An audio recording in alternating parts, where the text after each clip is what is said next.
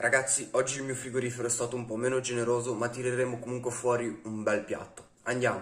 Qui abbiamo una mela, un limone, dello zenzero, un po' di riso, una costa di sedano e una carota, il peperoncino e lo scalogno avanzati da ieri, la crosta di parmigiano e della pancetta affumicata che sta per scadere domani.